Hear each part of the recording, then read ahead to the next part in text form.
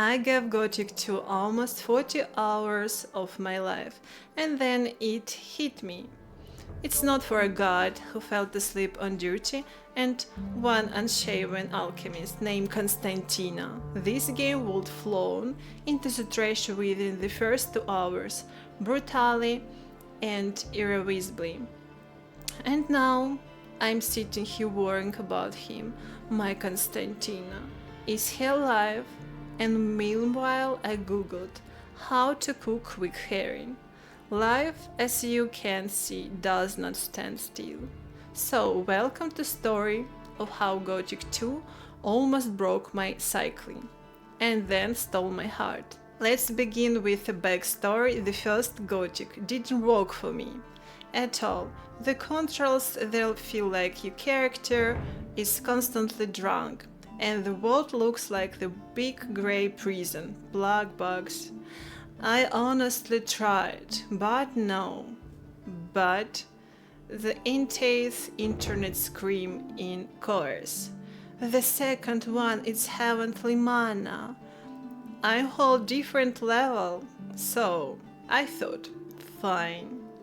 It's cool to RPG. After all, maybe I just wasn't ready yet. So I launched Gothic 2, cutscene, beautiful music.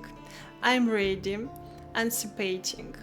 And 30 seconds later, a wolf charges at me howling like crazy. Not some pup, but a toothy forest orderly, whose only function in the ecosystem is to beat off new camp's asses. I run like Olympic cross-country champion is creeping reality. I rush into the city and realize I'm complete zero. No weapon, no money, no idea what to do. And the city hates me. Sincerely, every dialogue is a spit in the soul. Need a worker? No. Got a job, buzz off. How do you get to the library? Find it yourself. I genuinely felt like a homeless person accidentally teleported into someone else's medieval municipal office, leaving the gates in scary, gloomy wolves lurk there, staying in the city unbearable because every other god look at you like trash. You get stuck in the most hopeless gameplay loop of my entire life. And the thought delayed this shit hovered in the air of materialized and the cursor over the shortcut. And then a friend, a veteran Gothic player, drops a life-saving hit in chat. Boy asleep scroll, put the sleepy god at the gate to sleep. Loot his chest. I'm like, what? That's cheating. A violation of all rules. And he say, this a Gothic baby. Here's every rule as just a soft suggestion. So I didn't it. Crept up, used the scroll, the god began the snore sweetly. With trembling hands I cracked open the chest. And behold, there were normal pants, a sword, and same other junk. At that moment, a game clicked. I stopped being a prison simulation and became a partner in Scream. Cream. Crime. I don't know how to say. I didn't break the system. I finally understood this language. From that moment, the world began to unfold. I encountered my first monster, then I could not only survive but kill, and then I met him, Constantina. The alchemist. Everyone around whispered, he's weird, don't go to him. Naturally I went immediately. He sent me to collect mushroom and herbs. I, the proud beggar on the title of a sleepy slayer from the first game, crawled through the forest for 2 real hours gathering fungus, And you know what? I was happy because it's my choice.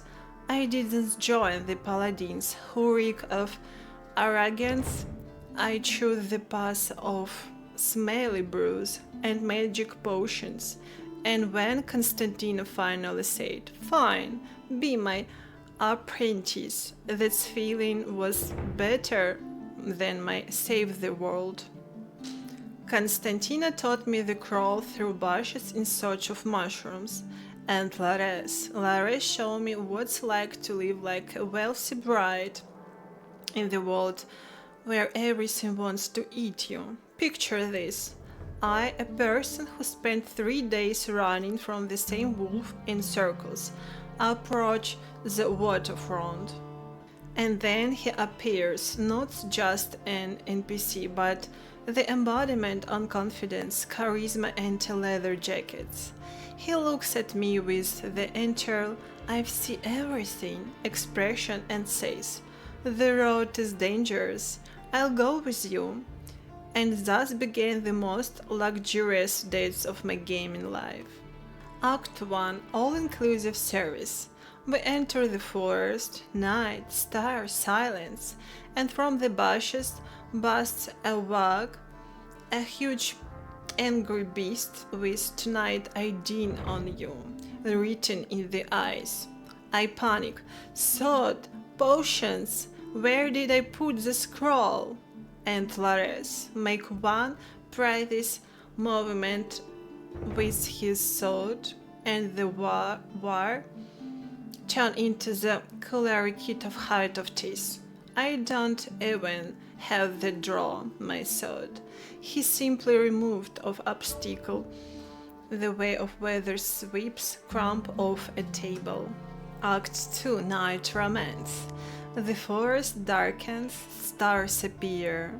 He walks ahead, confident, calm, as the night belonged to him. I slip behind him, picking up heights of potions from fallen enemies, thinking, there he is, the ideal, nothing extra, no demands. He just make me life is better, with first of the course, but still better. At the moment I understood the main thing. I'm not a hero. I'm a valuable person who has been assigned a personal bodyguard. My task is to follow him and not trip over the another corpse. He just smeared across the terrain, the ending of bittersweet. They reached the destination. He nodded and simply left. And stand there watching him walk away, thinking, Lares, maybe come back. I can't drop a glow, lose a key, invert a reason, don't go. But he left, because Lares belonged to no one. He is a force of nature's that cannot be held. And then, how to Gothic 2 harsh and cruel game suddenly turned into the romantic action film for me, where I'm now the fair lady and Lares is the knight who doesn't give compliments, because he too busy turning monster into minced meat. The best date of 2025. But another man revealed true magic to me, the pirate Samuel, the cheerful fellow who brews moonshine in the old pirate camp. One of his signature drinks was quick herring. I drank his so-called elixir, and my running speed soared. Imagine. Yesterday I was running from wolf, gasping for air, and today I'm rushing across the valley of Jakindar, leaving behind nothing but a trail of fishy aroma. It was a brilliant, absurd, perfect moment of pure Gothic. And yes, the recipe actually exists. The world will never be same. Bugs or feature are philosophical questions. First, an NPC stuck in textures is your best friend. At first it's annoyed me that NPCs constantly get stuck in geometry, indoors, in rocks, in the air. Then I understood. These aren't bugs. This is a sacred place of power. I stack monster is free. Ranged combat, practice, because it can't reach you. Next, the magical geometry of rocks and slopes. You remember the slippery, almost vertical slopes the hero climbed with a grace of the drunk mountain god. That's not bad design, that's emergency alpinism evocation system. As the trolls chasing you, run to the nearest rocks and start jumping upward with a 70% chance you climb to the high. It can't reach and wait out of the danger while enjoying the view. Monsters is a Gothic 2 suffer from topographic idiocy, and you have to use it. Gothic 2 lives but its own laws of chaos and of wise travel learn to extract benefit from the chaos. As I kept playing, I understood the difference. The second game is dense and concrete. Khorinis is an abstract zone. It's a living city with taverns full there of drama and dogs where cargo gets stolen. Every character isn't quest giver, but a neighbor you can ask to matches or steal them. The atmosphere doesn't crush you with bleakness. It's similar with rough but honest life. Gothic 2 is a game you can't forget if you accept it.